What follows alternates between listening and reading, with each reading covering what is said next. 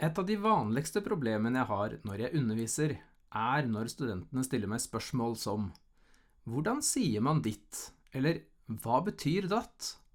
Det kan være vanskelig fordi jeg ikke alltid har et svar. Kanskje fordi jeg ikke kommer på svaret der og da, eller kanskje fordi det ikke finnes noen perfekt oversettelse. Begge deler har samme årsak, nemlig at å snakke et annet språk ikke er det samme som å oversette. Her er 3 argumenter.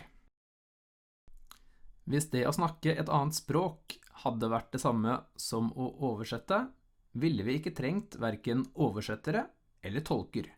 Og det er 2 forskjellige utdannelser og 2 helt forskjellige yrker. Som Umberto Eco sier, er oversettelse kunsten å si nesten det samme. Og profesjonelle tolker får bare lov til å holde på i 30 minutter av gangen. And of course, interpreters are prone to fatigue and burnout. Fatigue will hit at around 30 minutes of straight interpreting. This is why simultaneous interpreters often switch out in intervals of 30 minutes or less. If pushed to our limits, interpreters can really suffer. You may recall the 2009 incident in which Muammar Gaddafi's interpreter collapsed at the UN after simultaneously interpreting for over 75 minutes. Hvis du vil lære å snakke et annet språk flytende, må du slutte å oversette. Å oversette og tolke tar alt for lang tid og alt for mye kognitiv energi til at det kan bli effektivt. Hvis man bare snakker ett språk, er det lett å tro at språket bare er et nomenklatur over virkeligheten, en slags inventarliste. Alle ting i verden har et navn, og snakke et annet språk handler bare om å bytte etikett. Men språket er ikke et nomenklatur over virkeligheten. Det er en tolkning av virkeligheten. Forskjellige språk deler opp virkeligheten på forskjellige måter. De som snakker fransk er stolte over at de skiller mellom fleuve, en elv som renner ut i havet, og rivière, som er en elv som renner ut i en annen elv. Flod, elv og bekk på norsk blir ikke helt det samme, for her er det snakk om forskjeller i størrelse. Men til gjengjeld så kan vi oversette det franske ordet bois, både som tre, tømmer og skog på norsk.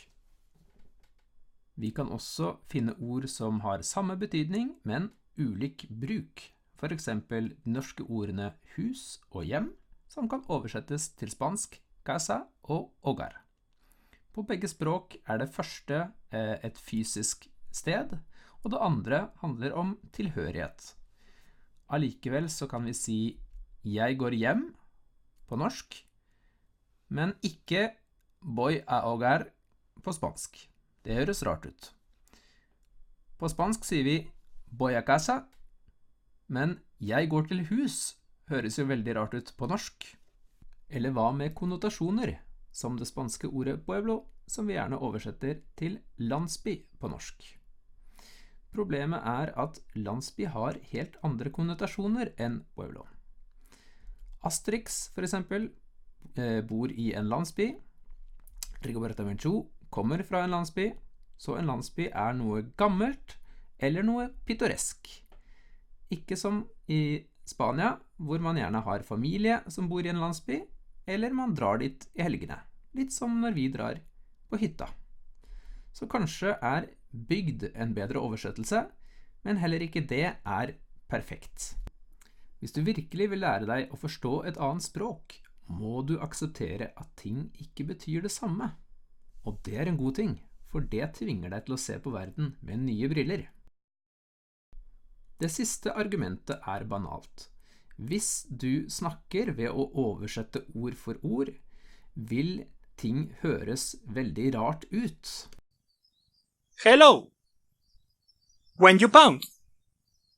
To you, cuando when, libras pounds. To cuando libras. Hvis du vil lære deg å snakke et annet språk godt, må du lære deg å snakke det på premissene til dette språket, ikke på dine egne. Men hvis konklusjonen er at jeg ikke kan oversette, hvordan skal jeg da lære norsk? I videoen om læringsstrategier får du noen tips, men først skal det handle om grammatikk.